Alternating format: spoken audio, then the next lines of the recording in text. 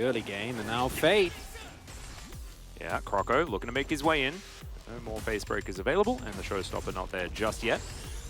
Just to let you guys know, the stats that we're showing for these matchups and things like that is based on the summer season, as Fate might just die here. One more auto, the flash, but the auto is already in the air, and Faker will get the first blood solo kill this time around. And they might not even get Shelly. Yeah, okay. Got a bit of a teleport coming through here from the keystone of Carrier. So he's going to turn up. Canna's going to have to flash away pretty early, though, as Carrier's going to surprise them by popping towards this Baron pit. Now moving potentially away as Croco. Moonlight Vigil going completely wide. The Moonfall, I tell a lie, is now Summit. He's going to have to get out of there. T1 immediately on top of him, though, as Canna just blocking the rest of Liv's Sandbox out of the area. He will sacrifice himself for it as Faker just watches as the hook doesn't connect. And now he's got his cooldowns back. Heartbreaker comes forward. Effort going to be taken down. And now it's just the resets to come through. Faker collects another kill, and Sandbox are falling apart. Take a turret shot, but still wins out on the trade, as now Summit is dead here on the top side of the map. Goodbye. This should be successful. Faker does have TP. Yep, Slicing Maelstrom is available. There's no stopwatch here for Canna or anything like that, so this is dangerous, and that teleport that you were talking about certainly comes on in. The special delivery of the cannon, he keeps himself alive for quite some time, but the face break is good. Croco gonna find the Moonfall, but it's not going to be enough to save his life, as now Faker actually moving the other way, just playing the do-si-do here with Liv Sandbox as Summit gets into angry mode, but it is going to be about Faker just trying to run them around. The Haymaker comes through, the Gnar is avoided, and Faker is going to take his time moving back to this one, and he knows that he can make this a 1v1 on either side, but still not enough funny business available as the Rift Herald is going to charge into the mid lane once again, and he bought enough time for the rest of his team to really throw down. If he doesn't pop off in fights, you're going to be reliant on the synergy between your three topsiders, but again, with the amount of control that is available, T1 really going to have to run into it as... Yeah, Croco and Fate moving on in here. Carrier is just going to give himself away for this one, knows that he's dead. And meanwhile, Inner Turret falls in the mid lane. In a lot of ways, as Owner, he's looking for Croco here on the backside, and now he's going to get delivered 3 members of Liv Sandbox. There's the Heartbreaker. Owner just taking this one by himself for now, but he does have the stopwatch. Flame Chomper's not going to connect as Effort has a stopwatch of his own, but he's still most likely going to die. Croco uses his over the wall, will keep him alive, but now he's not actually able to continue fighting Summit in the same boat as he hops his way out of this one. And T1, with this one pick, is it enough to get themselves the Baron? And Teddy with that Crescendum Severum combo. That's a lot of Baron damage. Looks like they are going to go for it. And that is still, I think, a possibility for Liv Sandbox to turn. I would much rather, as T1 I think is doing, try and set up a trap, right? Not actually do this.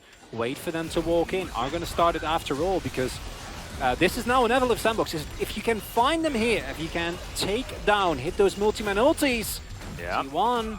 dangerous Slicing game Maelstrom here. still available here as Fate does find himself the face breaker, but he's not going to be able to find his way in.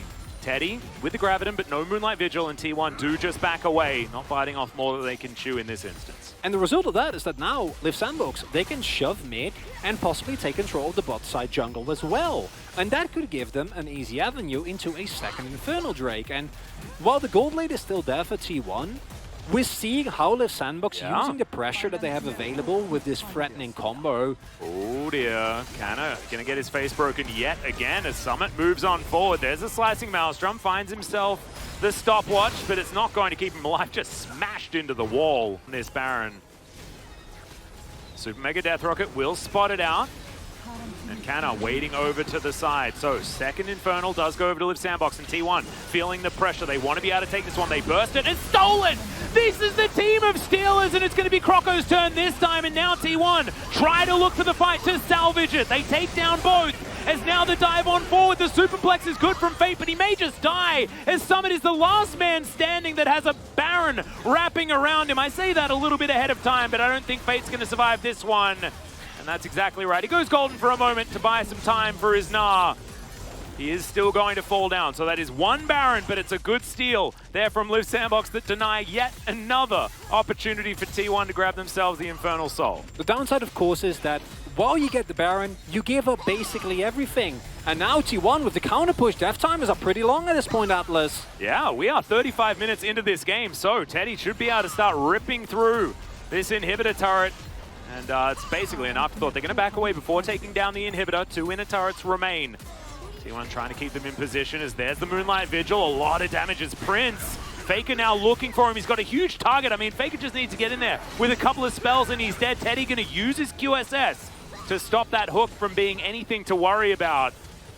T1 almost managing to find what they want. Faker just needs to find one more little pick, one more little corner as ×Canna has moved that teleport towards exactly the ward we were talking about.